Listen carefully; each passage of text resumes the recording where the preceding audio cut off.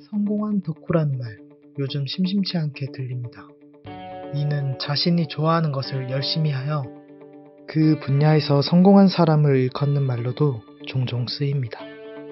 최근 생긴 단어이지만 사실 예전부터 성공한 덕후들의 이야기는 굉장히 많습니다.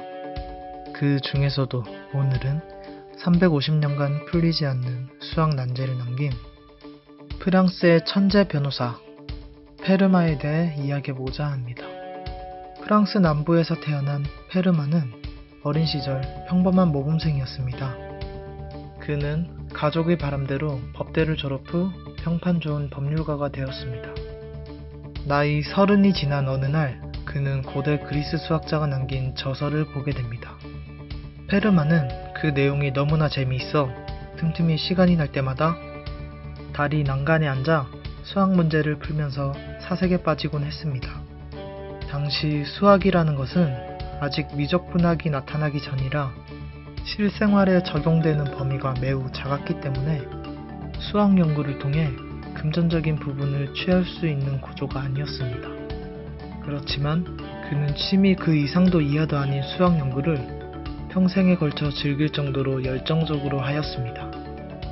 이전에 정식 수학 교육을 받은 적도 없었고 시작 또한 숫자를 다루기엔 너무 늦었다고 생각되는 시점이었지만 자투리 시간을 이용해 꾸준히 수학에 매달린 그는 현대 정수론 및 확률론의 창시자가 됩니다. 그뿐 아니라 광학에 있어서 굴절의 법칙을 깨닫게 해주었고 좌표라는 개념을 최초 도입해 해석 기하학을 확립시켰으며 미적분학의 기초를 다져 수학을 실생활에 연결시켰습니다. 게다가 현재 신용카드의 보안 유지에 사용되는 공개키 암호 방식도 그의 연구에서 시작되었습니다. 사실 페르마의 수학적 업적에는 비하인드 스토리가 있습니다. 그는 죽기 직전까지도 법률가로서의 삶을 멈추지 않았고 여전히 공정한 판결로 주변 사람들의 평가는 좋았습니다.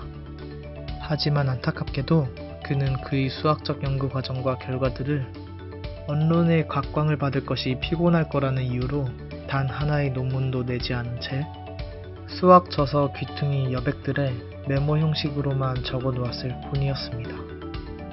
아마 그의 직업 정신이 수학을 취미 그 이상으로 보지 않게 만들지 않았나 싶습니다. 사후 그의 아들이 아버지의 업적들을 알리고자 저서 여기저기 있는 메모들을 모아 출판함으로 비로소 그의 발견들이 세상에 알려지게 되었습니다. 그의 메모들은 사실상 엄청난 양의 연구 결과였지만 증명 과정 없이 결과만 적힌 정리들이 대부분이었기 때문에 후대의 수학자들에게 참 거짓을 판별해야 하는 임무가 주어졌습니다. 그가 남긴 자료들에 대해 몇 세대에 걸쳐 연구가 진행되었고 꼼꼼하고 정확한 그의 성격대로 모든 정리는 정확히 맞는 것으로 증명되었습니다. 그의 이름이 널리 알려지게 만든 단 하나의 정리만 빼고 말입니다. 피타고라스의 정리에서 지수가 2보다 크다면 만족하는 정수해가 없다는 이 간단해 보이는 문장은 페르마의 마지막 정리라 불리며 그 후 장장 357년 동안 미해결 난제로 남게 됩니다. 그는 이 정리에 대해 나는 이것을 경이로운 방법으로 증명하였으나 책의 여백이 충분하지 않아 옮기지는 않는다 라는 메모를 달아놓았습니다. 굉장히 간단명료한 수식과 문장으로 누구나 이해하기 쉬워 세상에 널리 알려지게 되었고 역사상 가장 유명한 난제가 되었습니다. 그리하여 후대에 많은 유명한 수학자들의 도전이 있었는데 비록 어느 누구도 완벽히 증명하지 못하였지만 그 과정에서 보일러가 허수 단위를 표기하는 아이를 창안하게 되는 등 정수론의 눈부신 발전이 있게 되었습니다.